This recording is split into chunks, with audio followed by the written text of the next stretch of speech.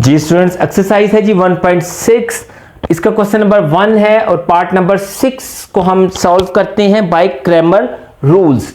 तो हमने क्या करना है, सबसे पहले तो एक्स वाई के जो कोफिशिएंट्स हैं उनका एक मैट्रिक्स बनाना है और उसका नाम रखेंगे हम ए। x का कोफिशिएंट 4, इस x का कोफिशिएंट -3, इस y का कोफिशिएंट 1 और इस y का कोफिशिएंट है -1। फिर हमने वेरिएबल्स का एक कॉलम मैट्रिक्स बनाएंगे और उसका नाम रखेंगे x और फिर देन कांस्टेंट्स का एक कॉलम मैट्रिक्स बनाएंगे और उसका नाम रखेंगे b। आप इस मैट्रिक्स A का हम क्या लेंगे, डिटर्मिनेंट ले लेंगे 4 इंटू -1, फार्मूले का -1 इंटू -3, 4 1 4, -4 आ गया, minus minus plus, 3 1 3, different sign subtract होते हैं, आंसर पर बड़ी वैल्यू का साइन लगता है तो A डिटर्मिनेंट आ गया हमारे पास स्टूडेंट्स -1। अब हम एक नया मैट्रिक्स फाइंड करेंगे AX, और जब हम AX मैट्रिक्स फाइंड करेंगे तो इसी मैट्रिक्स A के हम जो X के कोफिशिएंट्स हैं 4 और -3, इसको रिप्लेस करेंगे B मैट्रिक्स 9 और -5 के साथ, और दूसरा वाला जो कॉलम है उसको ऐसे का ऐसे ही रहने देंगे। इसके बाद इसी AX मैट्रिक्स का हम क्या लेंगे, डिटर्मिनेंट ले लेंगे। तो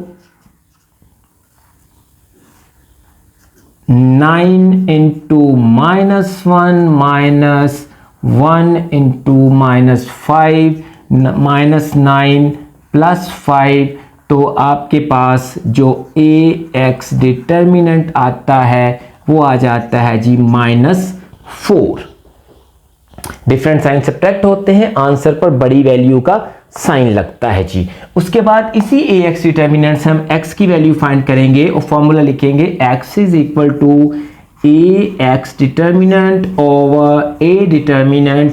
AX डिटर्मिनेंट की वैल्यू क्या थी जी -4 और A डिटर्मिनेंट था जी हमारे पास -1, तो माइनस माइनस प्लस, तो x की वैल्यू क्या आ गई जी 4। अब यही प्रोसेस हम यहां पे रिपीट करेंगे।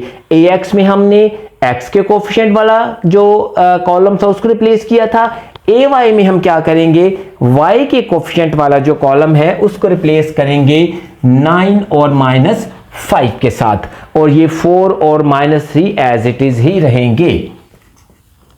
उसके बाद इसी मैट्रिक्स AY का हम क्या ले लेंगे, डिटर्मिनेंट फाइंड करेंगे 4 9 -3 -5।